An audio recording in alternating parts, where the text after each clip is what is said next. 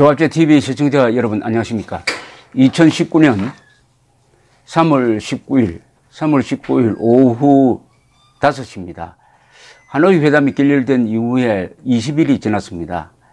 20일이 지나서 전문가들 사이에서 이 북한 핵 문제를 보는 시각이 조금 달라지고 있는 점이 하나 있습니다. 그것은 지금 일반적 시각은 북한은 절대로 핵을 포기할 수가 없다. 북한이 핵을 포기하라는 것은 코브라 보고 독을 빼라는 것과 같다. 따라서 우리는 북한이 핵을 가졌다는 것을 전제로 해가지고 핵 대 핵의 균형을 맞춰야 된다. 이런 이야기를 많이 해왔습니다. 그러나 이번에 하노이 회담을 해보니까 트럼프 대통령이 북한의 급소를 알고 그 급소를 잡았다 하는 자신감이 확산되기 시작을 했습니다. 그것은 뭐냐 하면은 이번 회담에서 김정은이가 종전선언이라든지 이익대표부의 상호 설치 같은 데는 별 관심이 없고 오로지 제재 해제에 매달리는 것을 보고 제재가 북한에 대한 제재가 이제는 먹히는구나. 이 제재만 계속하면은 결국 김정은이도 살 길을 찾아서 핵을 포기하고 나올 가능성이 있다 하는 쪽으로 평가가 바뀌고 있다는 점입니다. 그래서 김정은이가 항복하고 날 가능성이 있다는 거죠. 그런 이야기를 하는 사람들도 물론 그전에는 핵을 포기하지 않는다고 봤지만은 상황이 바뀌니까 그 상황에 따라서 자기의 전망을 지금 수정하고 있는 것입니다. 이 전문가라는 게 예언가는 아닙니다. 전문가는 지나간 일을 정확하게 분석하지 앞으로 다가오는 미래를 예측하는 능력은 그렇게 뛰어나지 않습니다. 전문가나 보통 사람들은. 그래서 트루먼 대통령이 유명한 이야기를 했습니다. 지나간 일을 분석하는 데는 모든 사람들이 대학 교수 수준이지만은 다가올 미래를 예측하는 데는 대부분의 사람들이 다 초등학생 수준이다. 그렇죠. 그런 점에서 아주 흥미로운 변화가 지금 일어나고 있다 이거죠. 무엇보다도 트럼프 대통령이 이번에 이 회담을 깨고 돌아가 가지고 박수를 받았습니다. 여야 공이. 그렇게 트럼프 대통령이 몰아붙이던 민주당도 회담을 깬 데 대해서는 박수를 보냈습니다. 그 뒤부터 이상하게 하노이 회담 깬 이후에 트럼프 대통령에 대한 공격의 그 날카로움이 좀 무뎌졌다는 느낌을 저는 받습니다. 좋은 일을 했다는 거죠. 좋은 일을 했다는 거. 이건 뭐냐면 트럼프 대통령이 이 대북 강경 기조를 계속 유지할 수 있는 여론의 뒷받침이 있다는 겁니다. 이게 굉장히 중요합니다.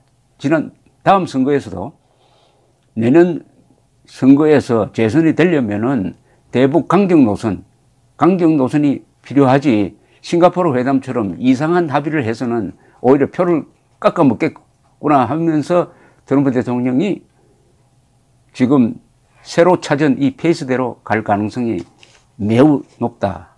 그런 점에서도 제재는 계속될 것이다. 이렇게 보여집니다. 두 번째, 이번에는 사실은 하노이 회담만 깬 게 아닙니다. 트럼프는 싱가포르 합의도 깨버린 겁니다. 왜냐? 싱가포르 합의문은 그 읽어보면은 이 필자가 김정은이가 아닌가 생각될 정도로 북한에 유리하도록 되어 있습니다. 거기에 핵 폐기한다는 말은 나중에 나옵니다. 그 앞에는 뭐 긴장 완화를 하고 뭐 어쩌고 해가지고 그것은 미국에 해야 될 의무인 것처럼 적어 놓고 그 다음에 핵 부분도 완전한 비핵화를 위해서 노력한다는 정도로 적혀 있습니다. 노력한다는 정도로 적혀 있지 북한 비핵화를 하겠다는 약속이 없어요.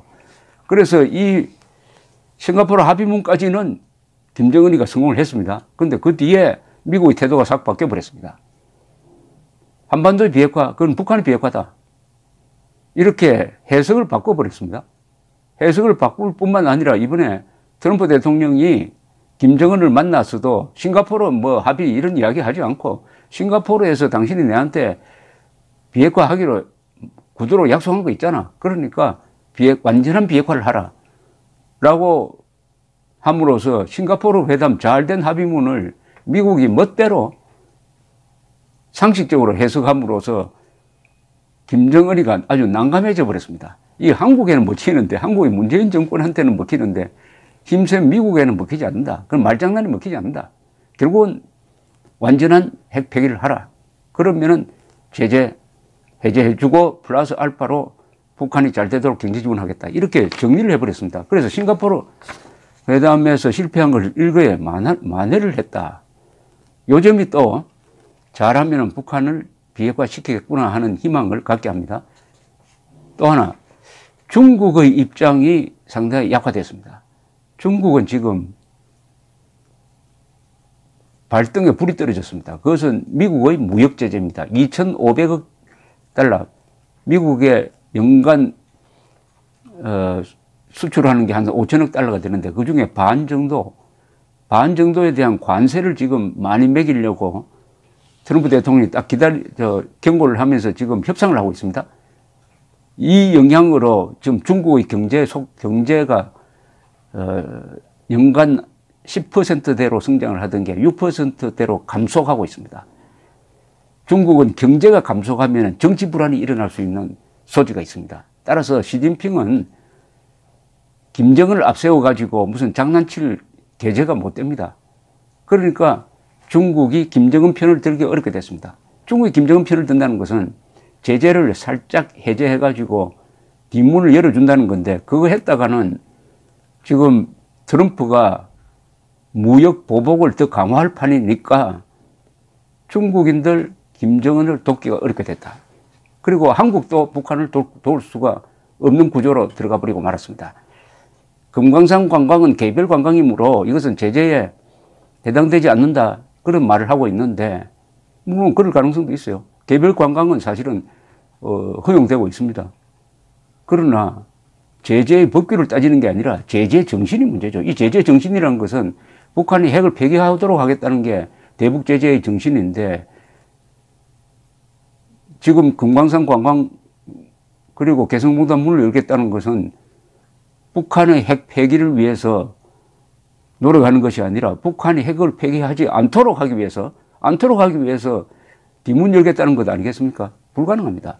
문재인 정권이 그 길을 찾아가다가는 벼랑으로 떨어지고 말 것입니다. 국제사회가 허용하지 않고 그렇게 하다가는 한국 안에서 지지율이 급락할 가능성이 많습니다. 그러니까 중국도 도와줄 수 없다. 한국도 도와줄 수 없다. 일본은 뭐 바늘구멍도 허용하지 않을 정도로 철저한 지금 대북 제재를 선도하고 있습니다.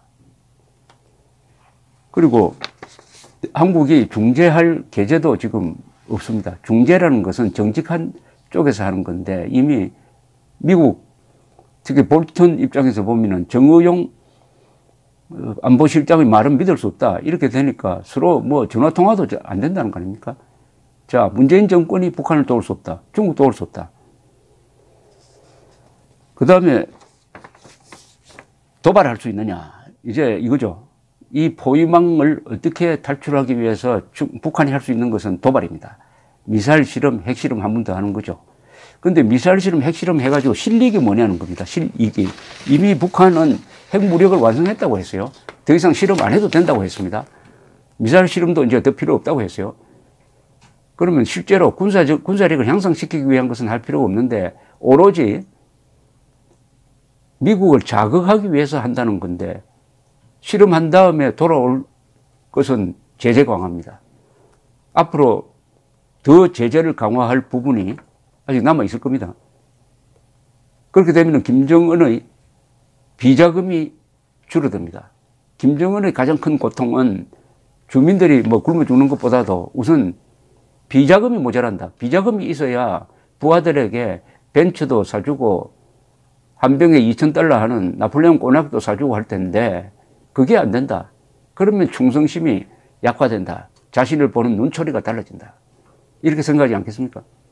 또 김정은으로서는 어차피 젊으니까 앞으로 30년, 40년 통치를 해야 되는데 핵 가지고 되겠느냐? 김정은이가 말하는 이야기 중에서 이밥에 고기국 먹고 뭐 비단 옷 입고 하겠다는 할아버지의 약속, 그걸 지켜내겠다 하는 게 그 부분은 저는 진심이라고 봅니다. 이 젊은 독재자니까 핵 개발 말고 이 핵 개발은 결국 아버지, 할아버지의 업적이고 자신의 업적이 있어야 권위가 생기고 독재를 계속 해먹을 수 있다. 이렇게 판단한다면은 핵을 포기하는 그야말로 전략적 결단을 언젠가는 내리게 될 것인데 그때까지는 대북 제재가 철통같이 물샐 틈 없이 계속되어야 한다는 전제죠. 여기에 문재인 정권이 미련을 버리고 이제는 대북 제재에 적극적으로 참여하면서 북한에 대해서 핵을 포기해라. 핵을 포기하라 하면은 그 뒤에 우리가 도와주겠다 하는 메시지를 미국과 함께 같이 던져야 합니다. 트럼프 대통령이 작년에 볼턴이 리비아식으로 해결하겠다고 하니까 북한이 발칵했습니다. 그럼 리비아식으로 해결하겠다는 것은 핵을 내려놓으면은 가다피식으로 죽이겠다는 거 아니냐. 이렇게 하니까 트럼프 대통령이 아주 멋진 말을 했습니다. 리비아식이 아니고 한국 모델이다. 한국이 언제 핵 가지고 저렇게 발전했느냐. 핵을 박정희 때 개발하지 않고 포기했기 때문에 지금 한국이 이렇게 발전하고 있는 것이 아니냐. 그러나 한국식 모델을 안 받아들이겠다면 리비아식 모델이 될 수도 있다는 이야기다. 아주 재밌는 이야기를 한 것인데 김정은이가 말귀를 알아들었는지는 모르겠습니다만은 요컨대 북한의 핵 포기도 이제 가능성이 있는 영역 속으로 들어갔다. 이게 하노이 회담 결렬이 가져온 가장 큰 성과다. 이렇게 정리가 되겠습니다. 감사합니다.